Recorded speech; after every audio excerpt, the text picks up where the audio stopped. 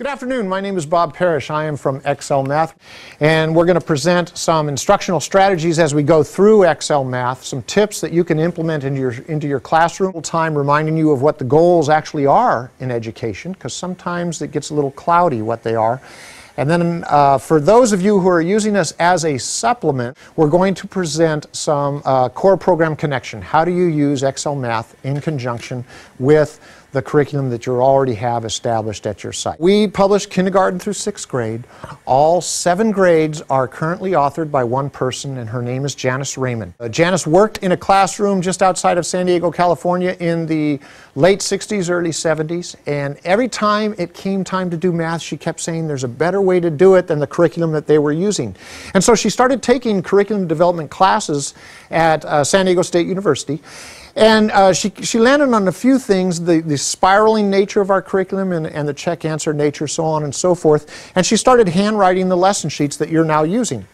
That classroom, far and away, immediately started outpacing all the other classrooms. Janice purchased a printing press. It sat on her dining room table. She would print up Excel Math. She would rent a U-Haul truck. She'd drive to Texas in the middle of August to deliver product to some customers, so on and so forth. Currently, we are used in about 46 states in the United States, and we're used either as a supplement to something that's already in place because we're very cost affordable, or we're actually the core in many situations. I like to remind you of the benefit of one authorship. All 7 grades are authored by one person, so there's a continuous flow not only within a grade, but grade to grade. Every time she goes in and enhances our product, she always takes into consideration the full 7 years worth of education in our product. We have 3 main objectives. The first is to develop thinking skills. You know, someone once asked Albert Schweitzer, "What's wrong with people today?" And he paused for a moment, and then he responded, "The biggest problem with people today is they simply don't think." And I believe, unfortunately, that still can be the case. One of the ways that we provide a tool for you to use that helps to develop thinking skills is we expose students to a variety of math problems every day. It's not a page of algorithms by rote. That's the way I grew up. I distinctly remember walking into my classroom one day and my teacher saying, "We're going to learn multiplication," and all I did, it seemed like for 17 years, it was probably about 2 weeks, was multiplication problem after problem after problem.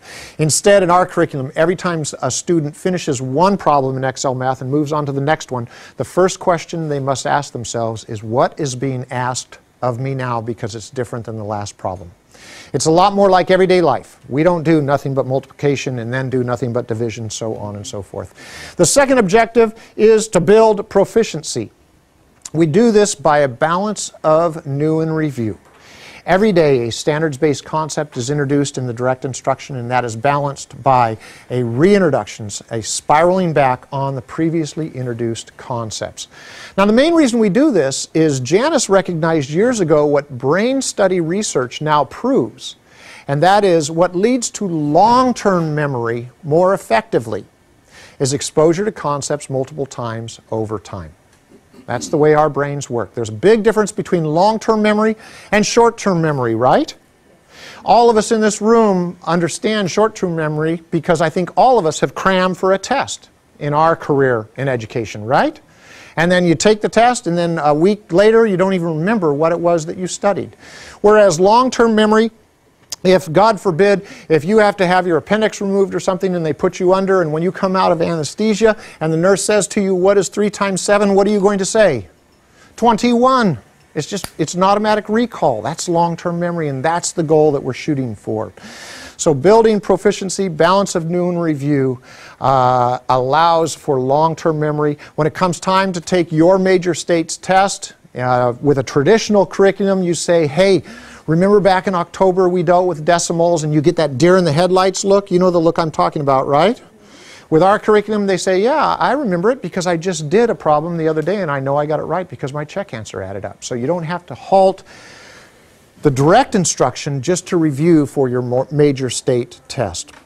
The third objective is to produce confidence, and we do this most notably with our check answers. Why use Excel Math? These are just a few reasons to use it, but let me ask you, some of you have used it for many years here. Do you find it teacher-friendly? Yes. Yes, very good. That's one of the designs of Janice. She wanted to make it not only user-friendly for the student, but teacher-friendly. A lot of things are thrown at you nowadays, and we want to make implementation of our curriculum as smooth as possible. The main bullet point here is improve student learning and test scores. And I want to remind you what the real goal is in education. Oftentimes, certainly not in this district, but oftentimes districts tend to confuse teaching professionals what the goal is. Some people think the goal is a good test score, and that is not the goal. The goal is mastery of a set of concepts, and that is demonstrated by high test scores. So it's important that we remember that. This is a school just in the Los Angeles area. Parmalee Elementary is right underneath the flight pattern going into LAX. These are percentile rankings, and as you can see, in the first 4 years they were struggling. Second grade barely got above the 20th percentile. This last year, with a significant growth, the only significant change made in their math education was they started using Excel math, and in this instance they used us as a supplement. We immediately prove results. More importantly, I believe, is a long-range view of our curriculum. This is the same time frame, the same test, it's a different site, but same socioeconomic background. And here, everyone, all 5 years, are using Excel math. So you can track the cohort group, where the first-year second graders become the second-year third graders, so on and so forth. And you can see the ramping up building effect of using our curriculum as they progress forward. So we will prove our worth at your site immediately. In the first year, we'll prove to you what we can do for you. Suffice to say, our curriculum comes in the form of a lesson sheet that the student works on and the teacher edition that you have. On our lesson sheets, there are 3 components. There is a lesson of a day, there is the guided practice, and there is the homework. Now, the lesson of the day is this front left portion of the lesson sheet. It's a 1,000-digit page number, and the first digit indicates grade level. So this is page 2101. This is grade? Oh, very good. Everybody's paying attention. Thank you very much. Lesson of the day. We always give the objective up here in the header. Let's pretend we're all second grade teachers. Today's objective is recognizing coins, quarters, dimes, nickels, pennies. In our teacher edition, we have a brief, unscripted lesson plan. By design, it's unscripted, where we will communicate to you the objective. We suggest commonly found items for manipulative interaction during the direct instruction. So we will suggest commonly found items. Our lesson plan is not scripted by design because it allows you to cater it to the specific needs or conditions that you find in your classroom year in, year out. If we suggest using one certain type of manipulative and you know your students are gravitating towards either a different style of learning, certainly you will substitute what's appropriate because you're a teaching professional.